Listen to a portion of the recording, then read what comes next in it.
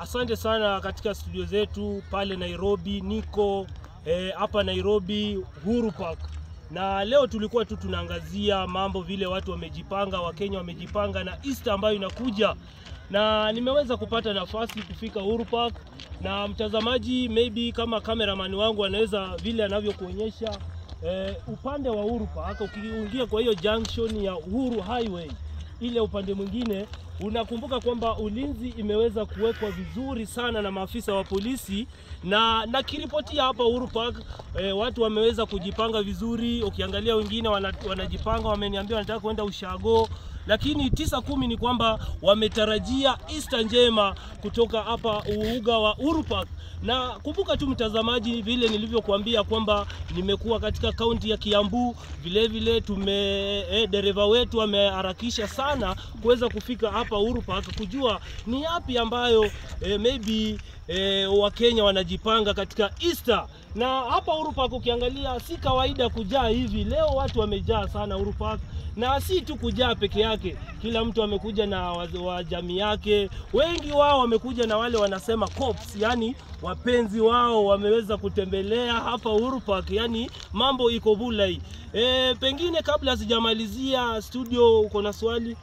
Labda nikuulize tu mwenzangu, hali ya anga iko vipi? Jua ni shamra za Easter inakaribia, na watu huko wamejiandaa vipi? Nasikia nauli ya kusafiri kwenda mojawapo ya ushago imeweza kuongezeka.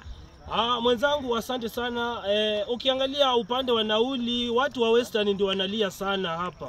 Watu wa Western wanasema ni heri hiyo hela watumie tu kukaa hapa Uhuru Park, wakule ice, vile soda. Wanasema pesa ni mingi na muda ni kidogo sana. Na kumbuka kwamba tukimaliza Easter pia shule pia zitakuwa zinafunguliwa. Kwa hivyo watu wa Western, watu wa Ingo wanasema wewe mama ife ilikulu. Kwa hivyo watu wengi sana wanasema kwamba licha ya maisha kuwa ngumu, ndugu zangu maybe wa pale Kiambu, pale Eastern ndio wanasema kwamba watakuwa wanasafiri kwenda Easter. Kabla umalize ndabulira bantu bavola bari abayislam babere nende ishere yawe ya alhamdulillah misibalagira ko abakristo tako kana abakristo bavola bari balinda bari Christmas yitse.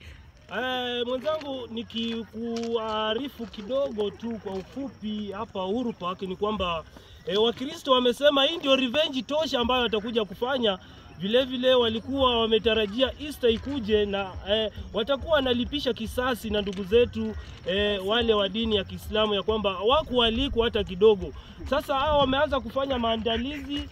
Kameramani wangu akikuweza kuonyesha, hii ni kiwanja ambayo watakuwa wanasherekea. Wamenunua mbuzi zaidi ya 200, watakuwa wanazichinja pande hizo. Kwa hivyo ni revenge ambayo tutakuwa tunaishuhudia hiyo siku ya Easter. Kwako studio.